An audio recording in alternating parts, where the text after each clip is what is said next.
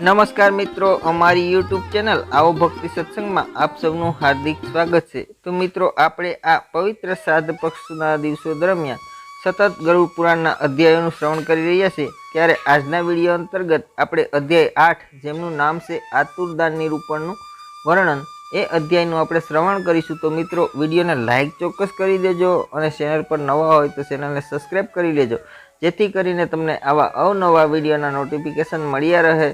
तो मित्रों, चलो वीडियो की शुरुआत करिए। तो वीडियो में अंत सुधी जोड़ाया रहजो।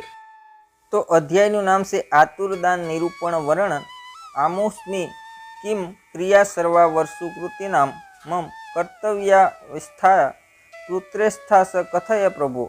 एटले गरुड़जी बोलिया, हे दयानिधि, पुण्यवान पुरुषनी सकल उत्तर क्रिया तेना पुत्रोए केवी रीते करवी ते मने यथापूर्वक विधिपूर्वक जणाववानी कृपा करो।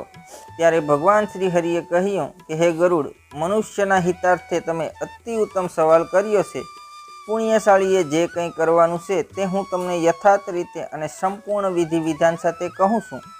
पुण्यशाळीए वृद्धावस्थामां पोतानुं शरीर व्याधिग्रस्त जाणीने तथा ग्रह दशा प्रतिकूल थई छे एवुं जणाय त्यारे कानना छिद्रोमां आंगળી नाखवी। कान बंद थाय त्यारे सतत धमकार देनारी प्राणस्तुति न संभळाय तो तेने जाणवुं के हवे महाकाळ आवी पहोंच्यो छे। काळने આવ્યો जाणी भयभीत न थता निर्भय बनવું, जाणीए अजाणीए करेला पापोनुं प्रायश्चित करवुं અને જે સમયે ખરેખર કાળ નજીક આવે यानी यमदूतो सामे देखाय त्यारे स्नान करी पवित्र थई અને શાલિગ્રામ રૂપી શ્રીહરિનું પૂજન કરવું। ભગવાનને ગંધક, પુષ્પ, કંકુ, तुलसीपत्र, धूप तथा नैवेद्य અને મોદક समर्पित करवा। त्यार पछी ते प्रसाद आरोगवो, ब्राह्मणने यथाशक्ति दान दक्षिणा आपवा तेमज भोजन करावीने संतुष्ट करवा। अष्टाक्षरी तेमज द्वासाहारी मंत्रना जाप करवा। श्रीहरि तथा भोळानाथनुं नाम स्मरण करवुं या अन्य द्वारा सांभळवुं। भगवाननुं नाम कानथी सांभळवामां आवे तो समस्त पापोनो नाश थाय छे। रोगी माणस मृत्युगामी समक्ष तेना बांधवा आदिए शोक करवो नहीं, तेनी समक्ष तो सतत भगवानना नामनुं वारंवार रटण करवुं। श्रीहरिना 10 अवतारो मत्स्य अवतार, कूर्मा अवतार, नरसिंह अवतार, वामन अवतार, रामकृष्ण, बुद्ध अने कल्की आदिनो उच्चार करवो। रोगी समक्ष आ नामनो उच्चारण करवानो ज एनो खरो बांधव छे। अंतकाळे जेना मुखमांथी मंगलकारी श्रीकृष्णनुं नाम निकळे छे तेना कोटीमाळना महापाप तरत ज भस्मीभूत थई जाय छे। मरण पामर अजामिले पुत्रने बोलाववाना हेतुथी भगवाननुं नाम लीधुं तो ते महापापी होवा छतां वैकुंठ पाम्यो। श्रद्धापूर्वक हृदयना ऊंडाणथी भगवाननुं नाम पोकारनारने तो भगवान अवश्य प्राप्त थाय छे, एमां कोई शंकाने स्थान नथी। कोई दुष्ट अंतःकरणपूर्वक हृदयना ऊंडाणथी भगवाननुं नाम भजे तो ते पण जेम सद्बुद्धिथी अग्निनो स्पर्श करवाथी भस्म थाय छे तेम पापोनो क्षय थाय छे। यम धर्म पोताना दूतोने कहे छे कि हे दूतो, जे नास्तिक छे तेमने मारी पासे लावो अने जे भगवाननुं पूजन करे छे तेने क्यारेय पण लावशो नहीं। अच्युत, केशव, राम, नारायण, कृष्ण, दामोदर, वासुदेव, श्रीहरि, श्रीधर, माधव, गोपीवल्लभ, सीतापति वगैरह जे भगवाननुं नाम लेवाना उच्चार छे ते प्रमाणे जे कोई स्मरण करतो होय तथा हे कमल नयन वासुदेव, विष्णु, धरणीधर, अच्युत आदि कोई उच्चारण करे ते निष्पाप होवाथी तेमनो दूरथी त्याग करवो अने तेमनी पासे जशो नहीं, नहीतर तमोने ज हानि थशे। हे दूतो, तेओ भगवत चरणरूप कमलना मरकंद फूलोनी अंदરના રસથી નિરંતર વિરુદ્ધ થયેલા અને દુષ્ટ છે તેને જ મારી પાસે લાવવા, જે રસ નિષ્કિંચ તથા રસ જાણનારા પરમહંસો વડે સેવિત છે તથા નરકના દ્વારભૂત ઘરને વિશે જે આસક્ત થનારા છે તેમને મારી પાસે લાવવા। હે દૂતો, જેમની જીભે ભગવત ગુણાનુવાદન થતા ન હોય, તેનું મસ્તક એકવાર પણ ઈશ્વર આગળ નમતું ન હોય તેવા દુષ્ટોને પકડીને લાવો। यमराजाना आवा वचनो सांभळीने भगवान कहे छे, हे गरुड़, अकल जगतने मंगलकारक एवं जे भगवानना गुणनुं कीर्तन ने मोटामां मोटुं पापोनुं प्रायश्चित जाणवुं। अतिशय प्रायश्चित करवा छतां जे भगवानथी विमुख छे ते क्यारेय पवित्र थतो नथी। જે કોઈ શ્રી કૃષ્ણનું નામ સ્મરણ કરે છે તે નિષ્પાપી થઈ નરક, યમ ધર્મ તેમજ તેમના દૂતને સપનામાં પણ નિહાળતા નથી. જે પુરુષ અંતકાળે બ્રાહ્મણને ગાય આપે છે અને ભગવાનના નામનું સતત નામ સ્મરણ કરે છે તે માંસ, હાડકાં અને રક્તવાળી વૈતરણી નદીમાં પડતો નથી. આથી સમસ્ત પાપોને હરનારું વિષ્ણુ ભગવાનના નામનું સતત સ્મરણ કરતા રહેવું જોઈએ. ગીતા તેમજ વિષ્ણુ સહસ્ત્ર નામનું પઠન તેમજ શ્રવણ કરવા કે કરાવવા અને સાંભળવા. એકાદશી, ગીતા, ગંગાજળ, તુલસીપત્ર, વિષ્ણુ ભગવાનનું શરણોદક અને ભગવત નામ આ સર્વે અંત સમયે મુક્તિ આપનારા છે. આ પ્રમાણે નામનું મહાત્મ્ય કહ્યા પછી દાનનું મહાત્મ્ય શું છે તે સમજાવે છે. હે ગરુડ, અંતે સમયે ઘી સહિત અન્ન, સુવર્ણ અને વાચરડી તથા ગાયના દાનનો સંકલ્પ કરે, વેદાધ્યાય તેમજ અગ્નિહોમ કરનાર બ્રાહ્મણને સમર્પિત કરવા, અંતકાળે પુત્ર જે કંઈ થોડું કે વધુ પોતાના હાથ દ્વારા દાન આપે, યા મરણાસન માતા પિતા માટે પુત્ર દાન કરવાનો સંકલ્પ કરે, તે પછી આપવાનું અનુમાન કરે, તે મૃત્યુ પામનાર માટે સદાય અક્ષયયાની ન ખૂટે તેવું થાય છે.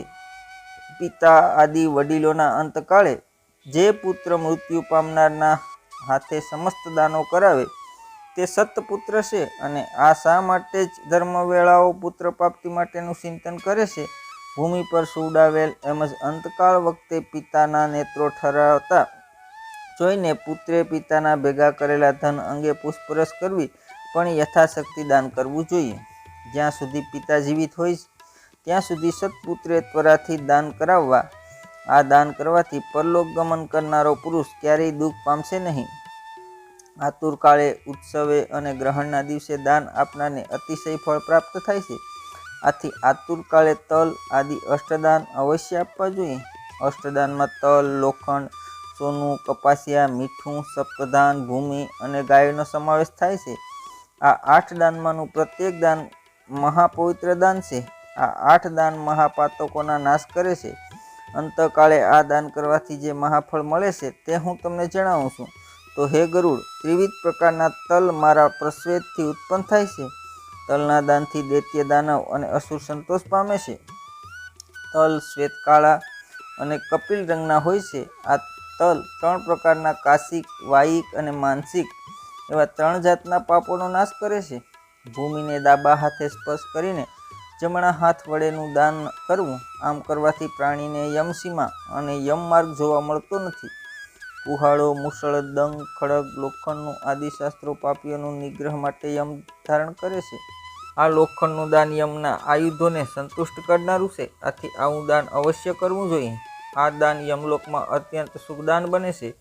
ઉરણ, શ્યામપુત્ર, સુડાર્મર્ક, ઉદુંબર અને શેષબળ નામના 5 યમદૂતો લોહદાનના નિમિત્તે સુખદાતા બને છે. માટે હે ગરુડ, એક ઉત્તમ દાન જે વિશેષ તથા પરમ ગોપનીય છે, જેને કરવાથી પૃથ્વી, પાતાળ, સ્વર્ગવાસી સંતુષ્ટ થાય છે, તે હું તમને બતાવું છું. બ્રહ્મા આદિ સર્વે ઋષિઓ, દેવો અને ધર્મરાજાની સભામાં વાસ કરનારા સૌ સુવર્ણના દાનથી સંતોષ પામીને વરદાન આપનારા બને છે. તે દાન અતિ ઉત્તમ છે. આથી પ્રેતના ઉદ્ધાર માટે સુવર્ણનું દાન કરવું અવશ્ય જોઈએ. એ દાન કરવાથી પ્રાણી યમલોકને ન જતા સ્વર્ગલોકમાં જાય છે.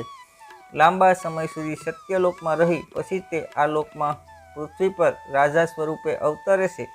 તે રૂપવાન, ધાર્મિક, વક્તવ્ય આપનાર અને મહાપરાક્રમી થાય છે. કપાસિયાના દાનના કારણે યમયુગથી જીવને ભય ઉત્પન્ન થતો નથી. મીઠાનું દાન કરનારને યમથી લાગતો ભય નાશ પામે છે. લોખંડ, મીઠું, કપાસિયા, તલ અને સુવર્ણના દાનથી રામપુરીમાં રહેનાર ચિત્રગુપ્ત આદિ સંતોષ પામે છે.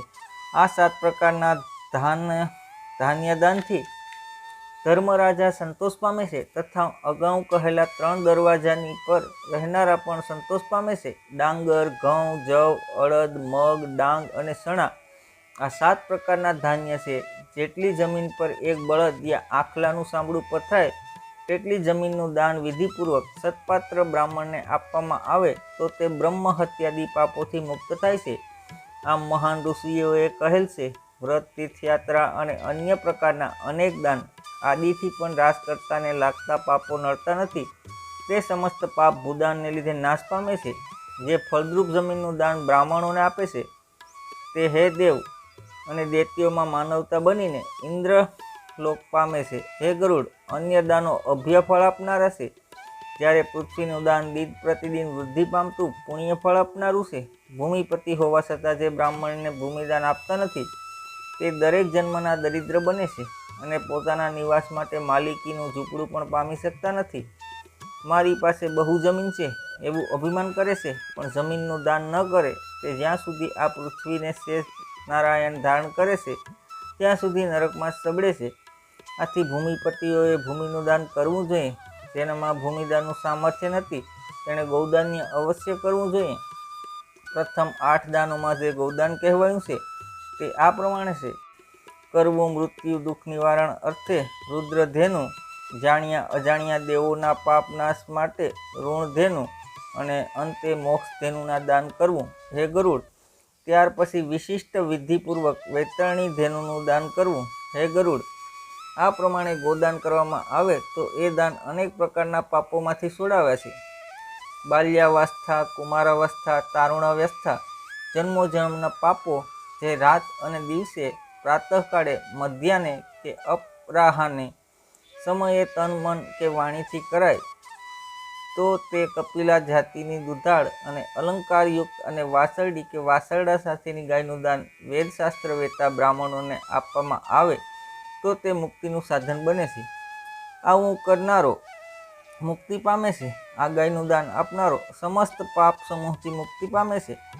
સ્વસ્થતાપૂર્વક અપાયેલ 1 ગાયનું દાન કે આતુર કાળે આપવામાં આવેલ 100 ગાયોનું દાન કે મૃતકાળે અત્યંત આસક્તિપૂર્વક અપાયેલ 1000 ગાયોનું દાન કે મૃત્યુ પામ્યા બાદ વિધિપૂર્વક કરેલ 1,00,000 ગાયોનું દાન એ સર્વે સમાન ફળ આપનારું દાન છે એમ સમજવું. તીર્થયાત્રા આદિ કર્મો કરતા સત્પાત્રને કરવામાં આવતું 1 ગાયનું દાન પણ 1,00,000 ગણું ફળ આપે છે. એ દાન આપનારો અનંત ફળ પામે છે. સાથોસાથ લેનાર પણ સર્વ દોષોથી મુક્તિ પામે છે. વેદાધ્યાન કરનારો અને યજ્ઞ આદિ કરતો બ્રાહ્મણ જો પારકું અન્ન ખાતો ન હોય તો તેણે રત્નોથી આચ્છાદિત પૃથ્વીનું દાન દીધું હોય તો તેને તે દાન લેવાનો દોષ લાગતો નથી. જેમ ઝેર ઉતારનારો મંત્ર, ઠંડી ટાઢને ઠારનારો અગ્નિ પોતાનું કાર્ય કરવામાં દૂષિત થતા નથી, તેમ સુપાત્રને દાન અપાય તો સ્વર્ગે લઈ જાય છે, પણ અપાત્રને અપાતું દાન તો નરક આપનારું બને છે. 100 પેઢીના પૂર્વજોએ દાન લેનારને નરકે લઈ જાય છે. આથી આત્મહિત ઈચ્છનાર પુરુષે અપાત્રને દાન આપવું જ નહીં. 1 ગાયનું એકને જ આપવું, ઘણાને આપવું નહીં. બ્રાહ્મણ જો ગૌદાન લઈને વેચી નાખે અને આવેલ દ્રવ્યના ભાગલા પાડીને વેચે તો તે 7 પેઢી સુધીના ફળનો નાશ કરે છે. માટે હે ગરુડ, મેં તમને જે વૈતરણી નામની નદી વિશે કહ્યું તેનાથી પ્રાણીને મુક્તિ મળે તે માટે હું તમને ગૌદાનની વિધિ સમજાવું છું. હે ગરુડ, કાળી અને કપિલ ગાયને શણગારીને તેના શિંગડા સોનેથી મઢવા, પગની ખરીઓ રૂપાથી મઢવી, તેમજ દોહવા માટે કાશ્ય પાત્ર આપવું.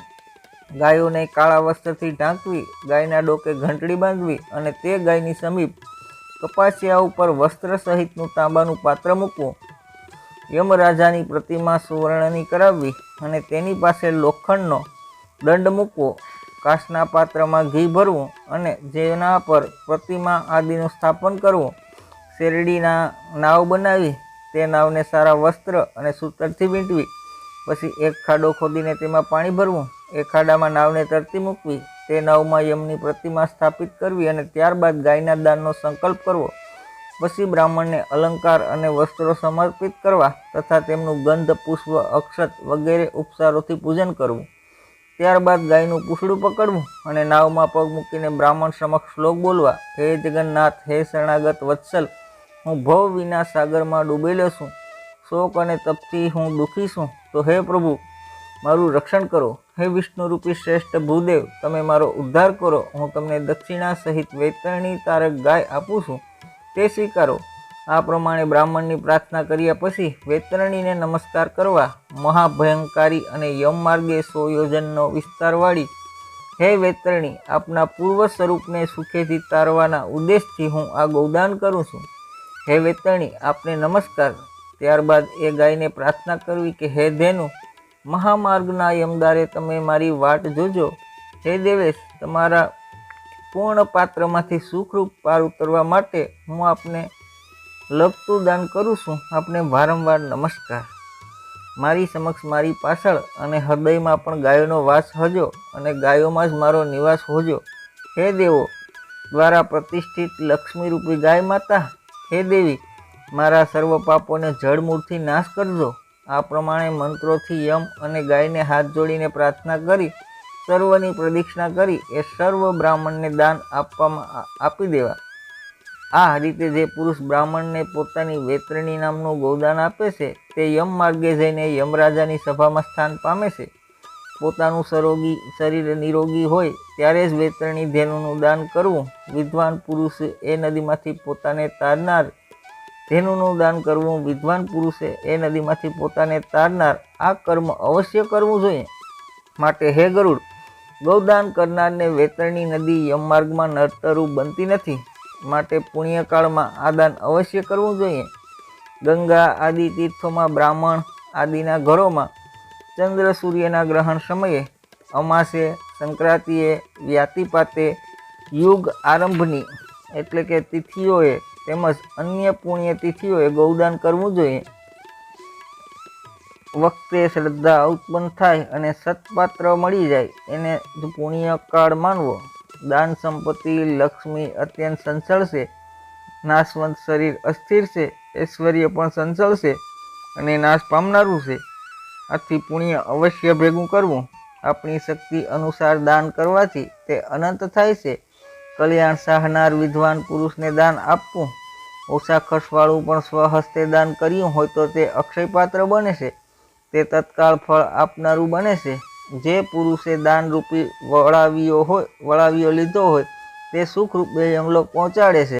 જો ભૌમિયો ન હોય તો ભૌમિયા વિના માર્ગમાં કલેશ ઉત્પન્ન થાય છે. માણસે આ પૃથ્વી પર જન્મ લઈને જે દાન સમર્પિત કર્યા હોય તે યમલોકમાં મળે છે. માટે હે ગરુડ, મહાપુણ્યના પ્રભાવે જ મનુષ્ય તત્વ મળે છે. જે પુરુષ ધર્મ સંપાદિત કરે છે તે જ ઉત્તમ ગતિ મેળવે છે. ધર્મ ન જાણનાર વિધિ કરે છે તો તે દુઃખ પામે છે. મનુષ્ય જન્મનું મુખ્ય સાર્થક પણ ધર્મનું સેવન કરવાનું છે.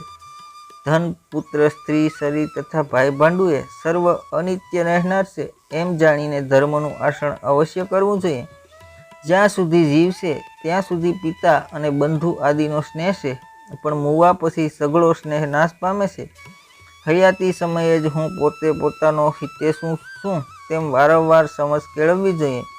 હયાતીમાં જ પોતાના હિતાર્થે દાન ન કર્યું હોય તો મૃત્યુ પછી કોણ કોના માટે કરવાનું છે તે અવશ્ય સમજી લેવું જ છે.